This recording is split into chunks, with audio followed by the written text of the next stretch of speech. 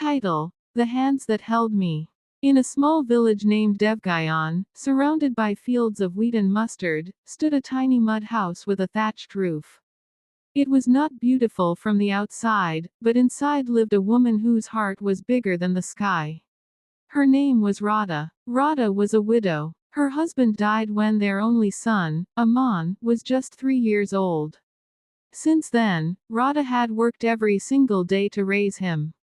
She cooked food for neighbors, cleaned houses, and even helped on the farms during harvest time.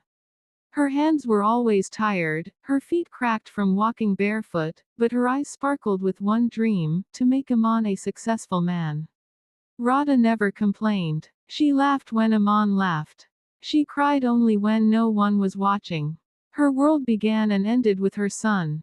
As Aman grew older, he began to see the sacrifices his mother made. He saw how she didn't eat so he could eat 2 rotis. He noticed how she wore the same old sari every year, while he got new clothes during Diwali. He realized she never bought herself even simple slippers, walking barefoot so he could have school shoes. One day, Aman asked, "Ma, why don't you ever buy anything for yourself?" Radha smiled and said, "Because when I see you happy, I feel rich." That was Radha's love, simple, deep, and endless. Aman studied hard. He was brilliant in school. His teachers loved him. Villagers often said, "Radha is lucky to have such a smart son." But Radha always replied, "No, I am lucky that God gave me a reason to live, my Aman." When Aman turned 18, he got a scholarship to study engineering in Delhi. Radha was scared. Her little boy would go far away, to a big city where life was fast and dangerous. But she didn't stop him. She packed his bag with love, food, and blessings. She hid her tears and said, "Go, my son. Fly like a bird. Make your dreams come true. Don't worry about me." Aman touched her feet and said, "Ma, I'll come back soon. And one day, I'll build you a big house." Radha smiled. She didn't need a big house. She just needed her son to be happy. Life in Delhi was hard for Aman. He missed his mother's food, her stories, and her gentle touch. But he stayed focused. He studied late into the night and worked part-time to support himself. He called Radha every Sunday. She would ask the same questions: "Are you eating well? Are you sleeping enough? Do you need money?" He always said, "Ma, I'm fine. How are you?" She would reply, "I'm happy when you're happy." Even if she had fever or no electricity at home, she never let him worry. That was Radha, always putting her child first. 4 years later, Aman got a job in a top IT company. His starting salary was more than Radha's lifetime earnings.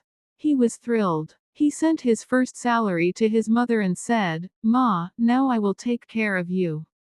Radha cried tears of joy. Aman then moved to Bangalore. He started earning more, bought a car, and made new friends. Slowly, he got busier.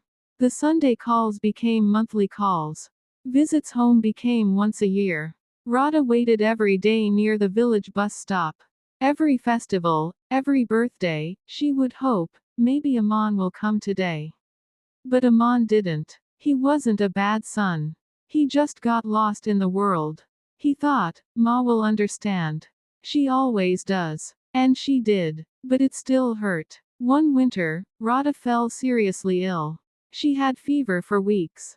The village doctor said, "She needs to rest and eat well." But Radha didn't tell Aman. She didn't want to worry him. She thought, "He is busy building his life. I shouldn't trouble him." She became weaker. Her hands trembled. She still went to the temple and prayed, "Keep my son happy. Give him success." One day, the neighbor called Aman and said, "Come home. Your mother is very ill." Aman took the first flight and rushed home. When he entered the tiny house, he saw his mother lying on the bed, thinner than he remembered. Her eyes lit up when she saw him. "My son," she whispered, "you came." Aman held her hands and cried, "Why didn't you tell me, Ma?" She smiled and said, "Because your happiness is my medicine." Aman stayed in the village for a month. He took his mother to a city hospital. Slowly, she got better. One day, while sitting under a neem tree, Aman said, "Ma, you've spent your life giving me everything. Now, let me give you something." He took her to the city. He bought her new clothes, shoes, and even gold bangles. But more than that, he gave her time, love, and laughter, things she had given him all his life. He built a new house with 3 bedrooms, a big kitchen, and a garden. He called it Ma's Palace. Radha laughed and said, "I only need one thing, your hand in mine." Years passed. Radha lived like a queen, not because of the big house, but because her son was by her side. Then Aman got married. Radha welcomed her daughter-in-law like her own child. She taught her how to make pickles, how to pray, and how to love selflessly.